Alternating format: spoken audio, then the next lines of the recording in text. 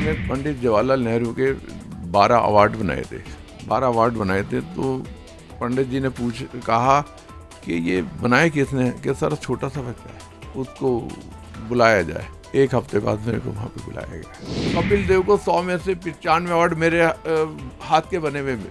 राष्ट्रपति ने अवार्ड बांटा है, प्रधानमंत्री जी ने अवार्ड बांटा, वो मेरा हाथ जरूर लगा। इंदिरा जी के यहाँ भी हमारे ऐसा हिसाब था कि कहीं पे रोक टोक नहीं होते, चॉइस साहब आए एंट्री बिल्कुल। यार चोपड़ा के भी जो फिल्मी अवार्ड वो मैंने बनाए। ये माधव सिंधिया की बेटी की शादी का कार्ड है, ये शादी कार्ड है। रेफरिंग भी लड़ी है मैंने, मैं धारा सिंह जी से बराबर छोटा हूँ। कुश्ती का उन्होंने कहा कि कल आने वाले टाइम में आप धारा सिंह आओगे, कि मेरा फीस देख के लोग ये खुद कहते हैं कि चौधरी साहब का फीस है ना, लाखों में घेर दो, पता चल जाएगा ये चौधरी साहब का फीस है।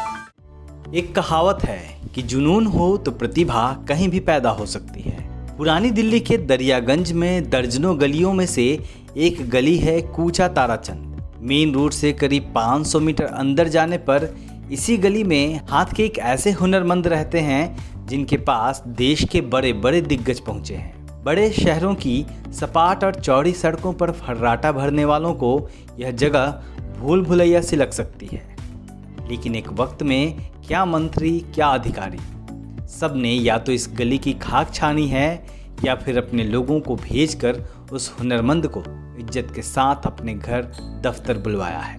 उस हुनरमंद का नाम है ईश्वर चौधरी। दरियागंज की इन्हीं गलियों से गुजरते हुए हम भी चौधरी साहब से मिलने पहुंचे। यही उनका घर भी है और फैक्ट्री भी। वजह साफ थी, चौधरी साहब के हुनर के किस्से को ये गलियां कैद में नहीं रख सकी और वह किस्सा हम तक भी पहुंचा था।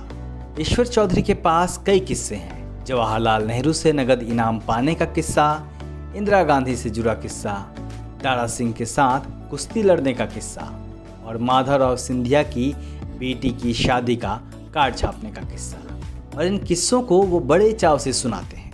मैंने पंडित जवाहरलाल नेहरू के 12 अवार्ड बनाए थे। 12 अवार्ड बनाए थे तो पंडित जी ने कहा कि ये बनाए किसने, कि सर छोटा सा बच्चा है, उसको बुलाया जाए। एक हफ्ते बाद मेरे को वहाँ पे बुलाया गया। तो पंडित जी ने बोला कि बेटा आपने ये कला कहाँ से सीखी।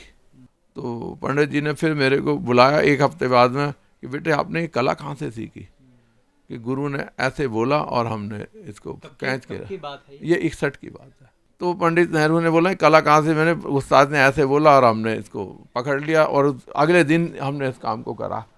जब काम करा तो फिर उसमें मेरे को 101 रुपया पंडित नेहरू ने उस टाइम में 61 में दिया। 61 में 101 रुपया बहुत बड़ी बात थी। आज वो कई लाख के बराबर होता है। नेहरू इकलौते शख्स नहीं हैं। तब के वीआईपी लोगों से चौधरी साहब का रिश्ता काफ़ी करीबी रहा। इसमें फिल्म जगत की हस्तियों से लेकर राजनेता तक शामिल थे। उन सबके किस्से चौधरी साहब के जहन में आज भी जिंदा हैं। क्या क्या काम किया आपने इतने दिनों में जो जिसके चर्चा? वेंकट रामन राष्ट्रपति थे ना, उनकी विदाई समारोह में इतना बड़ा चांदी का अवार्ड पूरा वो थाल वो मैंने बनाया। मतलब जितने बड़े बड़े अवार्ड हैं, कपिल देव को 100 में से 95 अवार्ड मेरे हाथ के बने हुए। मतलब क्रिकेट बोर्ड से आपका एक ताल्लुक है शुरू से ही? सबसे, मतलब सबको, मतलब फुटबॉल हो क्रिकेट हो कितने भी, वो मतलब मेन जो है ना वो मेरा हाथ जरूर लगा है। राष्ट्रपति ने अवार्ड बांटा है, प्रधानमंत्री जी ने अवार्ड बांटा, वो मेरा हाथ जरूर लगा है। इंदिरा जी के यहाँ भी हमारे ऐसा हिसाब था कि कहीं पे रोक टोक नहीं होते, चौधरी साहब आए एंट्री बिल्कुल। भीमा कोरेगांव फिल्म के निर्माता निर्देशक रमेश थेटे द्वारा दलित दस्तक को भी फिल्म का आधिकारिक डिस्ट्रीब्यूटर बनाया गया है, ताकि दलित दस्तक के पाठकों और दर्शकों तक वीआईपी पास आसानी से पहुंच सके। आप वीआईपी पास बुक करना चाहते हैं तो हमें दिए गए नंबर पर व्हाट्सएप करें या ईमेल करें। इस लाइन में भी और जो फिल्मी इंडस्ट्री के अंदर भी राज साहब के साथ में खूब एंजॉय किया, खूब बातें हुई, खूब खाना पीना हुआ। वो कभी उन्हें बड़ी बड़ी हस्तियों के साथ में मैं मिला हूँ। सुनील दत्त जी के साथ भी ऐसी हुआ है। तो राजेश खन्ना, राजकुमार, इन बड़े बड़े किस स्टार। बारे में, किस चीज़ को लेके भेंट हुई थी आपकी उन लोगों से? भेंट क्या, बस वो उनके भी कुछ अवार्ड बनाए हैं। हाँ, और बी.आर. चोपड़ा के भी जो फिल्मी अवार्ड वो मैंने बनाए। बी.आर. चोपड़ा के भी फिल्मी अवार्ड वो मैंने बनाए। एशियाड का भी मैंने सुना था कि शायद आपने बनाया था कुछ अवार्ड। एशियाड में भी, हाँ, ये हमने काम किया है। हमारा एक क्लाइंट है, हमारे डिस्ट्रीब्यूटर है खन्ना एंड कंपनी, अतुल खन्ना। तो उसके साथ मिलके काम किया है हमने। उसमें हमने लेवल पेन, जो कॉइन वगैरह है, वो सब हमने किया है। ये आपके पीछे टंगा हुआ है, ये क्या है? ये माधवराव सिंधिया की बेटी की शादी का कार्ड है। ये शादी कार्ड है जी। तो ये सिंधिया जी की, ये क्या नाम है, माधवराव सिंधिया की बेटी और राजा करण सिंह का लड़का, ये उसके शादी का कार्ड है। ये हमने उस टाइम में 6,500। क्या किस्सा है, ये कैसे आपको ऑर्डर मिला? देखो, जो अच्छा काम करता है तो मतलब, और जानते हर इंसान जानता है। तो ऐसा कुछ नहीं है कि बहुत टाइम से जब हम इंदिरा जी के साथ में जुड़े हुए तो सबको पता चलता है कि यार ये लड़का जो है ये ऐसा अच्छा काम करता है। तो इसलिए कितने कार्ड बनाए थे आपने? 6,500 कार्ड बनाए थे। एक कार्ड हमने उस टाइम में 3200 रुपये का दिया था। अच्छा, इस कार्ड की कीमत 3200 रुपये की? उस टाइम में दिया था, आज तो बहुत महंगा है। अच्छा, और कैसे गए थे यहाँ से? यहाँ से मतलब ये फ्रेम के अंदर पैक करके भेजे थे और 3 ट्रक भर के गए थे। ईश्वर चौधरी का काम ट्रॉफी और शील्ड बनाने का है। सुनने में इसमें कुछ भी खास नहीं लगता। दिल्ली के चांदनी चौक में तो आपको दर्जनों दुकानें दिख जाएंगी, लेकिन हर फील्ड का एक बादशाह होता है और ईश्वर चौधरी ट्रॉफी और शील्ड मेकिंग की दुनिया के बेताज बादशाह हैं। मेरे गुरु ने बोला, ये आंखें दी हैं और ये दिमाग है, इससे देखो सामने वाला क्या कर रहा है। अगले दिन सवेरे आके सबसे पहले उससे पहले आके करके रख दो काम को, तो उसमें शाबाशी होगी। तो मैंने ऐसे ही किया, और जब किया एक दिन करा और दूसरे दिन से फिर मैं जो भी काम हुआ मैंने ऐसे निपटाया कि जैसे कि मेरे को पता नहीं, मैं बचपन से ही इस काम सीखा था क्या ये सारा काम? सीखा नहीं, बस सीखा कुछ नहीं मैंने, बस ये देखा कि सामने वाला क्या कर रहा है, उसको देखा और अगले दिन उस काम को कर दिया। कुछ काम ऐसे कर दिए कि मतलब उससे है ना, मतलब मैं पता नहीं कितना पुराना इस लाइन से मतलब जुड़ा हुआ हूँ, इस लाइन से कितना पुराना जुड़ा हूँ, और मैंने उस काम को करा और करा ऐसे आसानी से कर देता हूँ कि जैसे मेरे को कुछ पता ही नहीं। तो कैसे शुरू हुआ ये काम सर? आपने शुरू किया या फिर आपके परिवार में पहले से? बड़े भाई साहब काम करते थे, तो बड़े भाई साहब करते थे तो उनको देखा देखी काम शुरू कर दिया। तो करा काम और भैया फिर तो मतलब मास्टर हो गए इस लाइन के, और जो भी काम आए वो मेरे को, और मैं कुछ टेक्निकल ऐसे काम करने लगा उस टाइम में, समझो कि हमारे इलाके के एचएचओ को 850 रुपये मिलते थे। मैंने उस टाइम में ही ये देख लो कि 5 साल के बाद में मैं 6,500 से 7,000 रुपये कमाने लगा खुद से। ये जो सारा काम है इसको क्या कहते हैं और किस किस तरीके के काम करते हैं? ट्रॉफी अवार्ड, इस लाइन में मैं 20-20 घंटे कंटिन्यूस 40 साल मैंने ऐसे काम किया है कि न रात देखा न दिन देखा, और 105 बुखार के अंदर भी मैंने काम किया है। मतलब काम जाना चाहिए, किसी का काम निकलना चाहिए, मतलब ऐसा नहीं कि भाई काम आ गया फिर उसको वापस नहीं, वापस तो ये ऐसे काम कर दिए, एक अजूबा, मतलब जैसे कि कहते हैं कि जादू की छड़ी, ऐसे काम किया। एक दिन में 10,000 पीस करते हैं, हमने 30,000 पीस काटे। मेरे को एक कंपनी ने मेरे को 1 लाख रुपए और एक ट्रॉफी दी।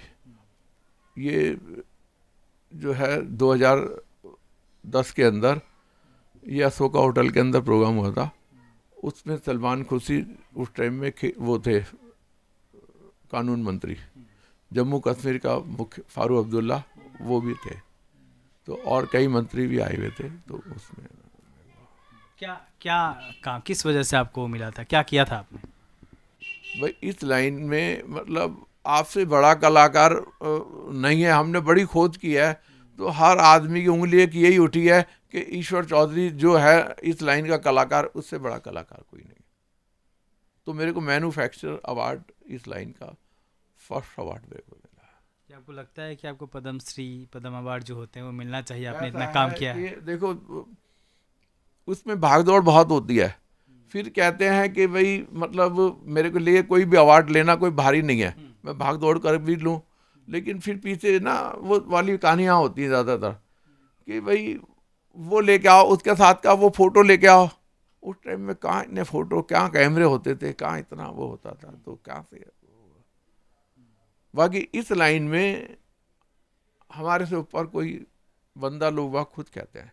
आज आपका जो काम है, कितने लोग काम कर रहे हैं और किस लेवल का काम है अभी आपका, और कहाँ कहाँ सप्लाई करते हैं आप लोग? सिर्फ भारत में, भारत से बाहर? इस लाइन में देखो हिंदुस्तान के सबसे बड़े डिस्ट्रीब्यूटर एक बोरा ब्रदर्स है, एक खन्ना एंड कंपनी है, ये चांदनी चौक में गुरुद्वारे के सामने एक वो है, ये हमारे सबसे बड़े डिस्ट्रीब्यूटर है।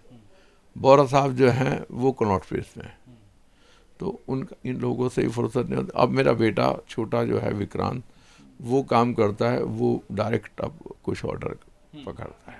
मैं बिल्कुल दिल से ऐसे काम करता हूँ कि मेरा पीस देख के लोग ये खुद कहते हैं कि चौधरी साहब का पीस है ना, लाखों में घेर दो, पता चल जाएगा ये चौधरी साहब का पीस है। चौधरी साहब की उम्र फिलहाल 71 साल है, लेकिन उन्हें देखने के बाद आप उनकी उम्र को लेकर धोखा खाए बिना नहीं रह सकते। और उन्होंने जब दारा सिंह जैसे दिग्गज के साथ कुश्ती लड़ने का किस्सा सुनाया तो हम भी हैरान रह गए। आप दारा सिंह का किस्सा सुना रहे थे, आप शायद कुश्ती, आप शायद रेसलिंग भी करते थे? हाँ, रेफरिंग भी लड़ी है मैंने। मैं दारा सिंह जी से बराबर छूटा हूँ।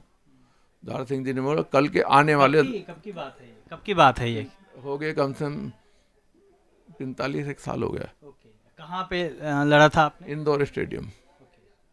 मेरे को पीछे से जब मैं ये जीता कुश्ती बराबर छूटा। पहले ये इसका पूरा किस्सा बताइए उस रेसलिंग का जो आपने दारा सिंह के साथ लड़ा था। दारा सिंह एक बड़ा नाम थे तब। दारा सिंह तो मतलब आज भी नाम आज है नहीं, लेकिन वो इतना बढ़िया आदमी था। उसमें कभी एक ऐसी बातें नहीं थी, एक हैम होता है ना कि इतनी ताकत और इतना वो इतना बल, तो उसमें एक ऐसी बात नहीं, वो बहुत अच्छा आदमी था और ऐसे आदमी से मिलके बड़ा अच्छा लगता था। तो उसकी कुश्ती का किस्सा क्या रहा? कुश्ती का उन्होंने कहा कि कल आने वाले टाइम में आप दारा सिंह आओगे। एक हफ्ते बाद में मैं अपने भाई साहब के यहाँ सादरा जा रहा था साइकिल पे, पीछे से एक कार वाले ने मारा, तो मैं 6 घंटे ऐसे घुटनों के बल गिरा, तो 6 घंटे बाद में मैं उठा, मेरी जान निकली घुटनों में, इतना ज़बरदस्त। फिर मैंने फिर कुश्ती छोड़ दी, क्योंकि घुटनों से ही यही पिलर है हमारी बॉडी के पूरे। अगर यही जब कमज़ोर हो जाए किसी तरह से, तो अगर कहीं पिट गए तो मामला ख़राब हो जाता है। मैं किसी से कभी भी आज तक ना कुश्ती में और ना अपनी इस लाइन के अंदर मैं कभी किसी से पीछे नहीं रहा, सबसे आगे हूँ। कितने सालों का करियर रहा आपका रेसलिंग का, और किस लेवल तक लड़े आप? नहीं, मैं ज़्यादा नहीं लड़ा, फ्री स्टाइल कुश्ती ज़्यादा नहीं लड़ा। मतलब मैं कम से कम 5 साल का करियर। 5 साल बाद जब मेरा कार एक्सीडेंट हुआ, उसके बाद में मैंने छोड़ा। 5 साल आप लड़े थे, तो फिर आप दारा सिंह से अचानक कुश्ती कैसे हुई? कोई आप कोई ओपन चैलेंज था या फिर क्या था? नहीं, ओपन क्या, मैंने उनको बोला कि मैं दारा जी आपसे लड़ना चाहता हूँ। उन्हें ठीक है आ जाइए। तो वो इतना खुश मिजाज बंदा था कि मतलब उसको मतलब देखने के बाद में ना आदमी में अपने आप ही एक वो होता था। और फिर हमारी एक उम्र ऐसी थी, जोश जवान। उम्र कितनी थी? दारा सिंह की उम्र कितनी थी? दारा सिंह तो मेरे से काफ़ी बड़े थे, लेकिन मैं उस टाइम में कोई 26 साल का होऊंगा, 25-26 साल का होऊंगा मैं। तो उन्होंने बोला कि यार आप इतने अच्छे वो हो, और आपको भी देख के, आपसे मिल के भी चौधरी साहब मतलब तबीयत खुश होगी। हम खुश नसीब हैं कि हम दारा सिंह से हाथ मिलाया। मतलब कुश्ती लड़ना ही हाथ में लाना होता है, तो ये बहुत बड़ी बात है। मैं रॉड भी जो है ना आधा इंची पौन इंची के सरिया यूं मोड़ के यूं सीधा कर दे। फुले अंबेडकर संयुक्त जयंती के उपलक्ष्य में विचारधारा का महाउत्सव MNT न्यूज नेटवर्क पर 1 अप्रैल से 14 अप्रैल तक MNT व्याख्यान माला। इन महत्वपूर्ण विषयों पर क्या थे फुले अंबेडकर के विचार? मिंटी न्यूज नेटवर्क को फेसबुक पर लाइक और फॉलो करें तथा यूट्यूब पर सब्सक्राइब करें, साथ ही बेल आइकॉन ऑन करें। जय भीम, जय मूल निवासी। ईश्वर चौधरी ने 90 के दशक में कई शानदार काम किए, जिसके लिए उन्हें खूब पैसे भी मिले, शाबाशी भी और शोहरत भी। उन्हीं में से एक था 1996 क्रिकेट विश्व कप की ट्रॉफी में किया गया उनका बारीक काम। यानी कि श्रीलंका के कप्तान अर्जुन रानातुंगा ने 1996 में विश्व कप विजेता बनने के बाद जो ट्रॉफी अपने हाथ में उठाई थी, उसको मुकम्मल बनाने में अम्बेडकरी समाज के इस कलाकार ईश्वर चौधरी का भी योगदान था। जो वर्ल्ड कप हुआ था श्रीलंका ले गई थी, उस टाइम में खेल मंत्री माधवराव सिंधिया था।